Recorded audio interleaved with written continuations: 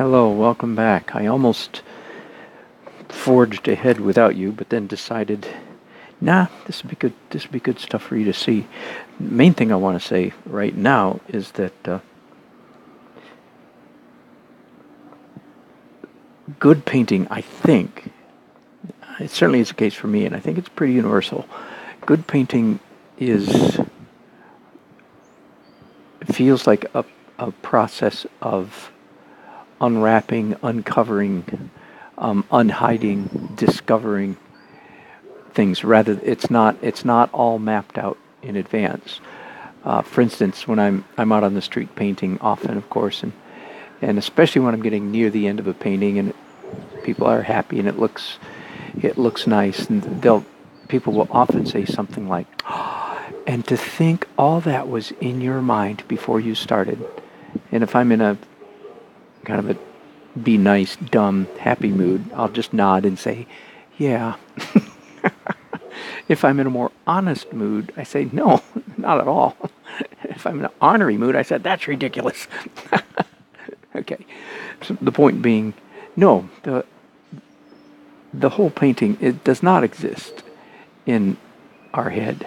At least certainly not the way I paint. And I think I could speak for most good painters who would agree with me that no, that it's a process of discovery. It unfolds before you one step at a time, and sometimes it takes some surprising turns. Like that's what I just had a surprising turn. I was doing. You can see the ultramarine, this, ultramarine with white highlights over here and a little bit here, and just that little bit made me go, "Oh, wait a minute, that looks really good. I need to do the the shady side. Can I use that word?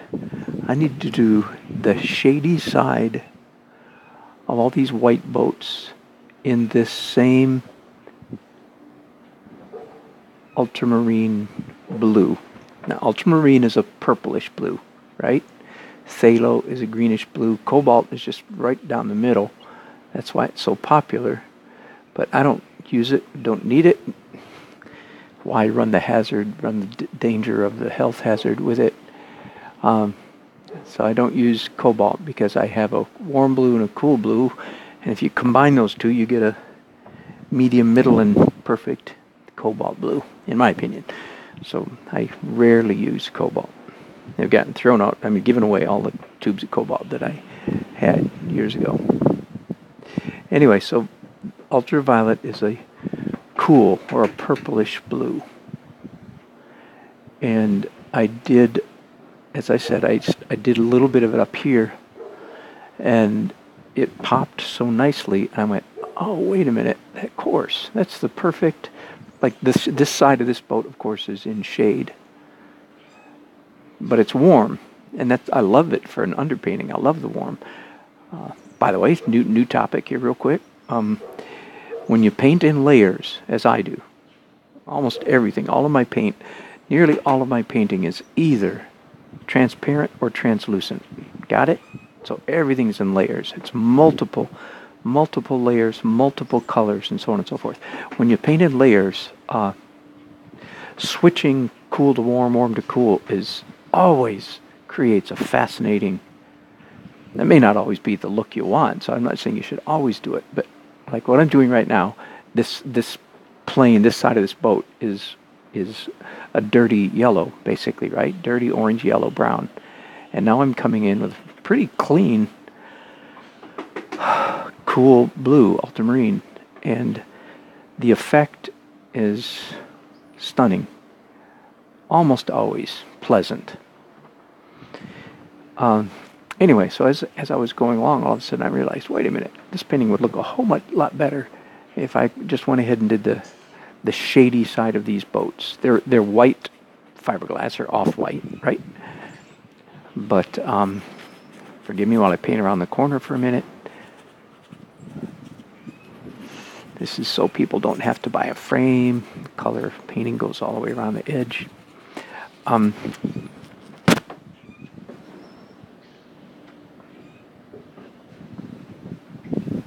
What was I saying? Okay, I realized that the painting would look good. Oh yeah, the boat itself is made out of off-white fiberglass and other things. So what color is white, right, when it's in the shadow? Well, it depends on a whole bunch of other things. Depends on the color of the sky, depends on the color of the light source that creates the shadow. Okay, so in this case, though, the white boat, the shady side of the white boat is cool blue. Anyway, there we go. So that's most of that. Well, let's do a little bit of this boat. I need to get some color. In real life, this little dinghy is again white, but that's pretty boring. Let's turn it into a green dinghy. I like green dinghies. I've always had a thing about green dinghies. Oh, sounds like I'm getting naughty, doesn't it? Now let's make it greener than that. Forgive me. Mothers, grab your children. Those dang artists, you know how they are. Okay. Yeah, a little bit of color down there. That's nice. And it's going to have a red stripe on it. Oh, for sure. Red stripe, I think, on a green dinghy. Now, while I've got this green mixed up, let's do some variety on these pylons.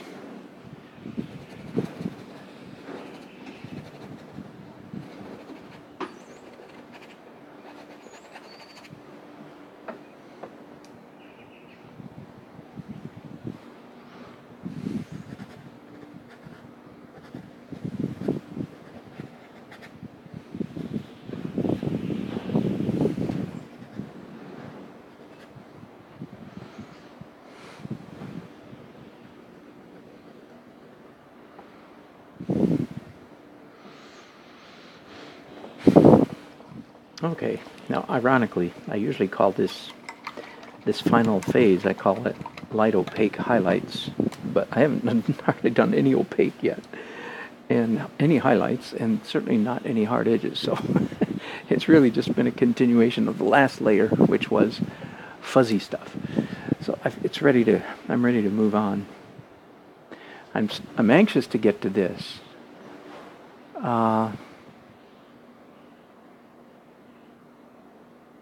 But I'm debating, these two areas are bothering me, the top of the trees and the top of the water.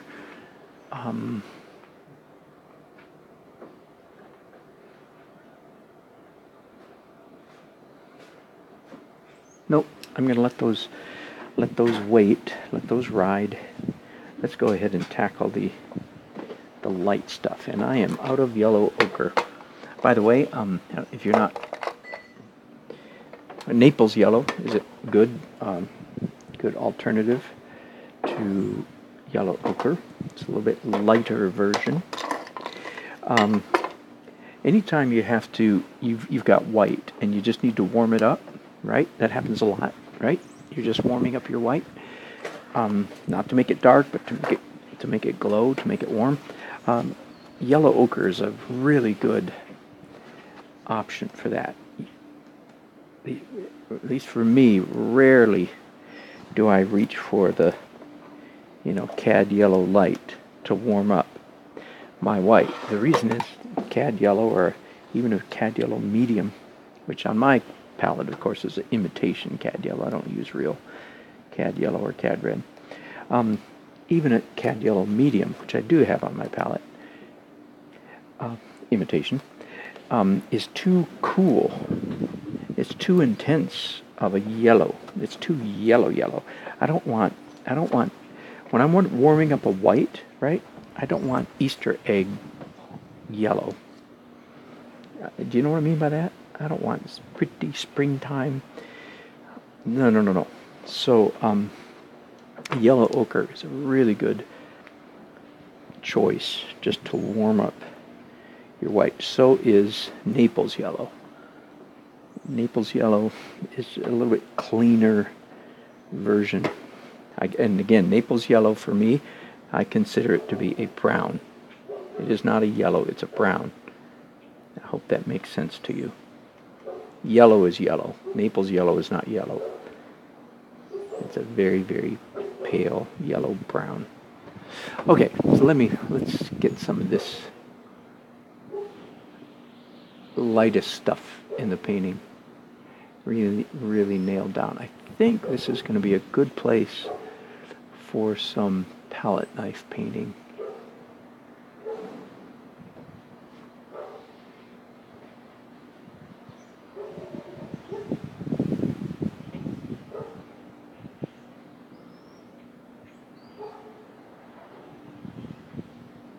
Part of the reason for going ahead and doing, in the final phase, going ahead and doing the lightest, brightest, whitest. Do you understand what I'm saying there? Lightest. The lightest, the brightest, the whitest. I'm trying to just make it really clear what I'm talking about. One of the reasons for going ahead and doing the light, bright, white stuff is it creates sort of like a values. It's the ultimate value. Nothing in the painting is going to be any lighter than that. And that casts everything else in the painting relative to that. I've got my darkest darks in place. Now I've got my lightest lights. Everything else in the painting falls between those two. Sometimes you can just work your way up toward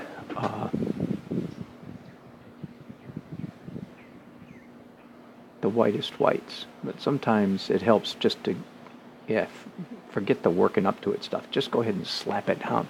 Let's just get it there. Now, I hope you're noticing that I am not painting. That's what I call paint the barn. Turn your brain off. Paint the barn is what I call. You have an area that you need to paint, and it's got to be a certain color. So you just, forgive me, you stupidly mix up that color and just turn off your brain for a few minutes and go, because it's hard work painting, and you're thinking the whole time, and then you think, oh, here I can take a break here, I don't have to think. And you just, again, forgive me, stupidly paint inside the lines. That would be a mistake, because every stroke changes everything. And you'll notice that I am not just painting in the lines. I'm in fact painting in the lines, which means interesting marks, interesting marks, interesting marks. You notice I missed several. Well, this one here, of course, is a shadow, but you'll notice I missed several little bits. Why? Because it looks interesting. It looks better than, again, the other word I would use for this is plastering. You never just plaster. You never just turn off your brain and plaster on the paint. Even though it would be nice to take a little break because your brain is tired of thinking about every stroke. By the way, that's a great example of why realism is so easy. And I enjoy doing realism occasionally. Now, don't get me wrong, it takes some skill, sure, and it takes time for sure. Realism is slow, but it's easy. Why? Precisely for this reason. You can kind of turn off your brain the whole entire time because all you're doing is painting in the lines, so to speak. All you're doing is painting the barn, plastering. You don't have to think. You just paint. Just slap the paint down and you're done. Whereas real painting, which is what I call this, abstract realism, you have to think the whole dang time. You can't ever take a break. Whew. Okay. Have I blathered on long enough about that? Probably way too long. Yeah, I know. Sorry.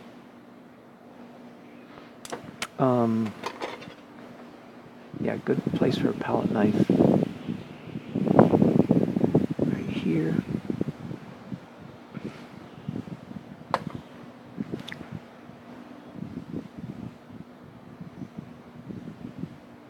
And this video is getting a little bit long, so I'm going to stop here in just a minute and just continue next time.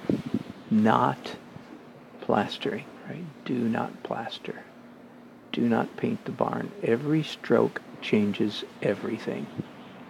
So if you put one stroke down, you have to look at it and think before you put your next stroke down. Why? Because your last stroke changed everything. I hope that makes sense to you.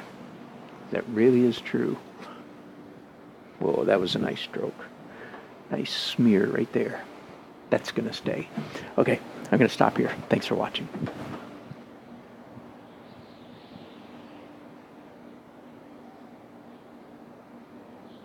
Hello, Heather. I'm reading your comments. Thank you very much. And it's not too long. Glad to hear it. I appreciate that.